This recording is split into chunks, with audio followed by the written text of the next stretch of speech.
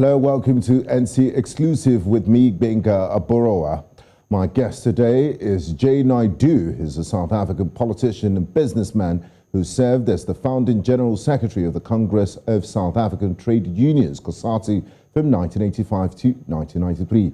He then served as Minister responsible for the Reconstruction and Development Program in the first post-apartheid cabinet of President Nelson Mandela from 1994 to 1996. And as Minister of Post Communications and Broadcasting from 1996 to 1999. Jay Naidoo was a member of the National Executive Committee of the African National Congress. He was at the forefront of the struggle against apartheid, leading the largest trade union federation in South Africa. He is also a board member of the Mo Ibrahim Foundation and a recipient of the Chevalier de la Légion d'Honneur, the highest French Order of Merit. Thank you very much, Jay Naidoo, for joining us on NC Exclusive. Thank you so much. I look forward to our conversation. And hello to all your listeners. Great. Now, Jay, you're the great-grandson of an indentured laborer from the south of India who came to work on the sugar farms of KwaZulu-Natal in South Africa. 4 generations later, can you please describe how you felt when you walked into Parliament at the Union Building in 1994 as the first representatives in a new democratic South Africa? How did he sum up your journey as an activist so far? Well, that's an interesting journey, and sometimes I think in spite of everything I did, I sort of humbled by the courage of my great-grandmother who left in the 1860s from the south of India to come and work as an indentured laborer, which was a very sophisticated term for a slave, basically. In a time when slavery had been banned, it was, then called indentured laborer, but they still used the old slave ships. And so, yes, she was a slave, and she won her freedom through her indentured labor on a sugar farm under brutal conditions. What's really interesting is that when I became a trade union organizer, one of the first factories I organized were the very sugar mills in which she had worked. So, I mean, I come from a long line of facing the colonial master, and I take great pleasure out of having to confront them 4 generations later and make them account, But yes, entering the union buildings, the union buildings represented the epitome of what, was a crime against humanity. Apartheid. It was the symbol of apartheid just as much as Nelson Mandela was a symbol of our political liberation. So, the times when I did go there, at the time when Mandela was released, it was in negotiations facilitated by Mandela between the trade union movement, COSATU, the Congress of South African Trade Unions, and the then apartheid last president, de Klerk. And these were not very friendly meetings. They were extremely hostile. And we are facing a period in South Africa with the release of Mandela where the state itself was orchestrating violence against Black people and calling it black on black violence. So, going there as a minister, I walked, when I drove into the union buildings, to be saluted by a white policeman I was with a friend who said, please, can we reverse so that I can see this white policeman, salute you again, and you walk into these offices. I was the minister without portfolio responsible for the Reconstruction and Development Program. And so that's what Mandela wanted. In fact, Mandela actually wanted me to be labor minister. And I said, Comrade Mandela, there's too much of a contradiction. I led the trade union movement. I spent my whole life in negotiations with employers. I will be compromised even before I take the job. And he asked me, well, what would you like to do? And I said, well, I've been coordinating the Reconstruction and Development Program.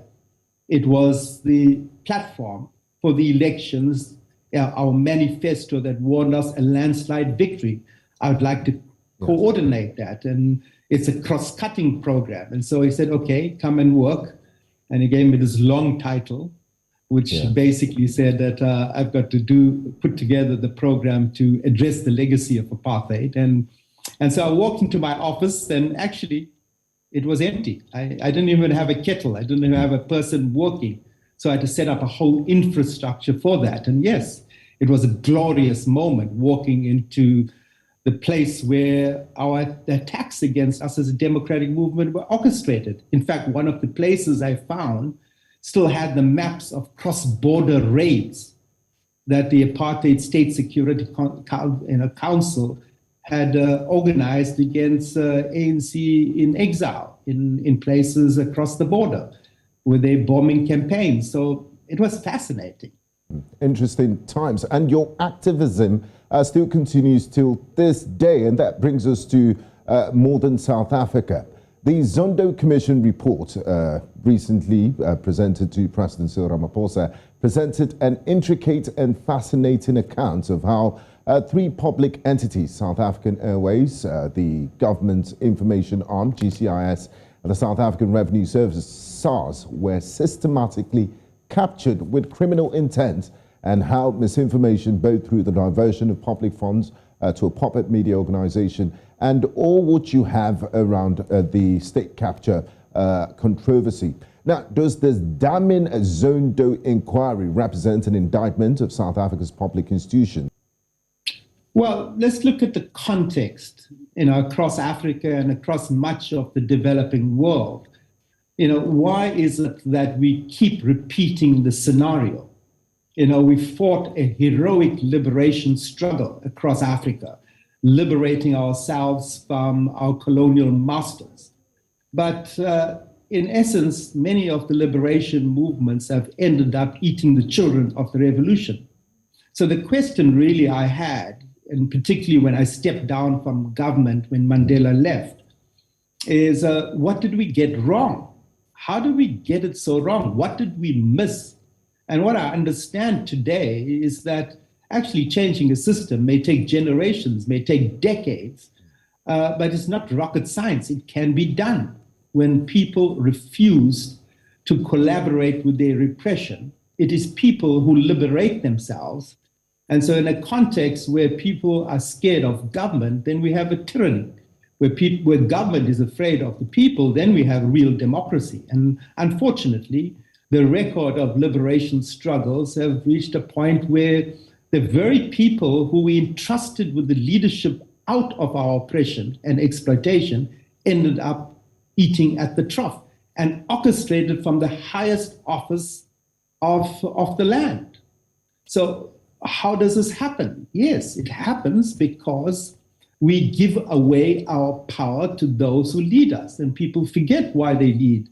And instead of being servant leaders, like the Mandela generation was, they end up feeling that I did not struggle to be poor. In fact, but Jay, what made it so easy? I mean, the government institutions, you have the justice system, you have the police, you have things that should have prevented this scale. What made the corruption so easy, and for those politicians to perpetrate it on this scale? The essential flaw of democracy is that you believe that you are electing leaders of ethics, of a deep commitment to be servant leaders. Because ultimately, the decision as to who runs all of these wonderful institutions, whether it's the state-owned enterprises, whether it's what we call the Chapter 9 institutions that are there to protect us from those that abuse power in government, well, those guardians of the constitutional democracy, are the ones that actually orchestrated the corruption. So what happens is we have a system of what is called deployment of cadres into government. And the deployment committee of the ANC ended up promoting those that really ran the corruption scandals in our government. So democracy fails when those that we regard as the guardians of our rights, constitutional rights, end up corrupting the system. And that's what brings me to the point that ultimately we can put as many safeguards as we want. Mm-hmm. We can create as many institutions as we want, but who we put in to run that? We had remarkably, successful, efficient organizations like Eskom, this electricity provider, like SARS was regarded as one of the top revenue services in the world. But remove an ethical leadership that is running that and put in a corrupt leadership that abides by an agenda that is not determined by our constitutional law, but by a crony capitalist, contingent of people that want to ransack the treasury. Well, then you will have corruption. Then we will be making a definitive move towards a failed state.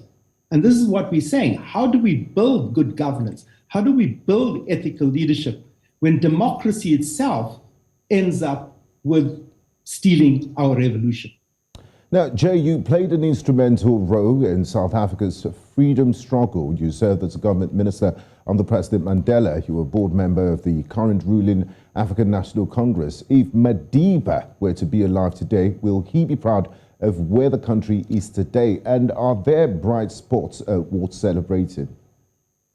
Oh, absolutely, there are bright spots. But let's look at what Mandela would have reacted. Well, I stepped off the National Executive Committee of the ANC when Mandela was in a meeting of the National Executive Committee, and basically his entire commitment around particularly the HIV/AIDS issue and his demand that people be given the right to ARVs, antiretrovirals, to tackle an epidemic that was killing 1,000 people. And I saw personally how our own comrades turned on him. And so, yes, Mandela himself was shocked, even when he was alive, at the scale of corruption, at the scale of negligence that led to the deaths of thousands of innocent South Africans. So, I think Mandela went to his grave disappointed with the ANC, as much as I am disappointed that this is not the ANC that I fought for and was willing to give my life to. And therefore, I am very prepared today to speak truth to power. I don't want anything from this government. I don't need anything from them, but I certainly am going to have my say. And I'm positive that the next generation, 70% of young Black people and students coming out of 12 years of education have no jobs and unlikely to have a decent job in their lifetime. This cannot be what we fought for. We're a rich country. We have the highest levels of inequality, and this has happened on our watch. So we have to call it out. If 60 million South Africans stood up and said, we've had enough, then we can end this oppression, this new form of oppression by our own liberators. And that's what I'm positive about. I'm positive that young people have stood up and are challenging government at every level on corruption, on food security, on food sovereignty, on keeping us committed as a country to the Paris climate protocol. South Africa produces probably 80% of carbon emissions in Africa. We owe it to Africa, which is suffering the most because of the climate crisis, to take a stand against things like coal and keep coal in the ground, in the ground. And today, in Africa, we have 300 days of sunlight. We could create an entire solar industry that can meet all our needs, especially of rural people, could put incomes and jobs into the lives of young African people. Many are graduates who are walking the street. There is no reason for us to be poor in Africa, except the fact that we have leaders that lack ethics, and we have leaders who are too old to govern.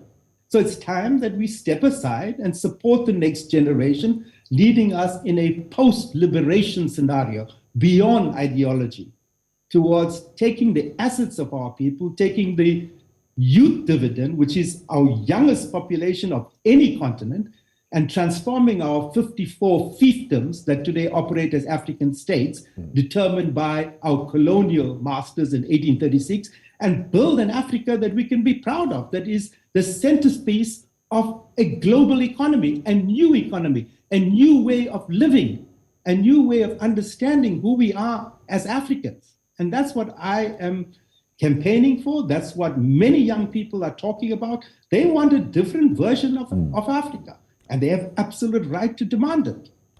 Now let's come now back to South Africa and its treatment of its neighbors and fellow Africans. Migrants in South Africa are facing an increasing number of attacks, and police are are often indifferent to the issue. That's the conclusion of a Human Rights Watch report published a year after the launch of a national plan to tackle xenophobia. The watchdog found South Asians and migrants from other parts of Africa living in fear. Mobs have destroyed foreign-owned businesses and homes. What's needed to ensure equality for all in this rainbow nation, South Africa? Well, we're very far from a rainbow nation. We created a mythology about rainbow nation, but when you are wanting to become a nation that comes from a deep, distressed, divided past, well, the first thing you're going to do is acknowledge the wound that has been there for 350 years since the first white settler arrived. The wound that dispossessed the vast majority of people, Black people, indigenous people of 87% of the land, that created a cheap labor system that really at the heart of which was racial discrimination. But it was about the super exploitation of Black people. And so, yes, you have to deal with that wound. Okay. A constitution doesn't do that. Having the vote doesn't do that. The Mandela generation gave us levers of power. They gave us a constitution in which to work on the transformation. If we fail to do that, then we can't blame a Mandela. We got to blame ourselves. And so what I believe is that we got to address the wound. The wound of colonialism, of apartheid, and the real transformation of our country so that we create pathways of hope and opportunity for young people. And we're not doing that in South Africa today. What about the xenophobia? How do you address that? Well, the xenophobia, the reality is, yes, South Africa is being seen as a source of people having a better life. But even South Africans, the majority of South Africans live in fear. It is not just migrants, immigrants, and it's not just those without papers. So yes, we got to address the context of what fear is. We got to improve the efficiency of our security forces, and we got to deal with the fact that xenophobia, even if we had to expel every single immigrant in here, legal or illegal, we will still have high levels of criminality, high levels of joblessness and hunger. So if you look at the systems of South Africa, a lot of our systems... So the foreigners are not the problem. Yeah. Yes. A lot of our systems are dependent on foreigners. We look at foreigners and think most of them are not educated or economic refugees. In fact, there are thousands, tens of thousands of Africans today in our universities, maths and science teachers. They are running the economy. We don't recognize that. And so, yes, I think that the issue really is sit down and talk, build the dialogue. We're good in dialogue in South Africa, but we've got to sit at the local level, in the squatter camps, in the informal settlements, in the streets, in the businesses. And it's not us and them. We're a rich country, I reiterate. We can create employment for everyone. And every country that has really succeeded, a large part of that is because of a progressive immigration policy that creates an entrepreneurial spirit that you cannot replicate. My immigrants create employment, they create economy, and yes, there may be criminals amongst them, but the vast bulk of criminals in South Africa are homebred. They are South African through and through. They have nothing to do with Nigerians or Zimbabweans. They got to do about South Africans that are using illegal refugees to do their dirty work. And so, yes, if we had an efficient intelligence system, which is an oxymoron in South Africa, and if we had a security office system that was competent, a little bit of competence in it, then we will nip this in the bud. It's not too difficult to track the money. Follow the money in politics. You'll find who's causing the problem. And a lot of them are politicians with their eye to a 2024 election, hoping that they can make foreign immigrants a scapegoat for our own failures. Or pander to populism. Now, pander to populism. Now, before we wrap up, Jay, you once said the world should listen to the ancient wisdom of the indigenous people rather than attend expensive conferences. What lessons can we learn from your interaction with the Kumani San people in the Kalahari Desert? I've spent a lot of time with indigenous people because we have to imagine in Africa that we had a civilization. We were the inventors of everything that exists today. We're not just the cradle of humanity. If you take fire, you take agriculture, you take music, you take language, all of it is a derivation of the cradle of humanity, which is us, Africa. So what is Africa 500 years ago, before colonization, slavery, and apartheid? We had civilizations. We were cultural centers of learning. We had politics. And so if you go back to ancient wisdom, we even had healthcare. You think we had, that people swallowing handfuls of tablets because they're depressed or they're anxious or they have some disease. Food was a medicine. The land, when an indigenous person looks at a forest, they don't see timber to be cut down to make money. They see the spirit of forest, the spirit of the river, the spirit of the oceans, the spirit of the land. We are the land. So this is an indigenous way of Africa looking at itself. But now we want to be a poor photocopy of the US, or of Russia, of China, or India, or whatever it is. Our big question and quest in Africa is to understand what it means to be African. What is the indigenous knowledge systems, which are scientific, that is the foundation of global civilization? And at this point, do we want to be a poor photocopy of some Hollywood version of us? We need an African agenda. We're a rich continent. We have 60% of the remaining arable, cultivatable land in the world. We could be the food basket of the world instead of the epicenter of hunger.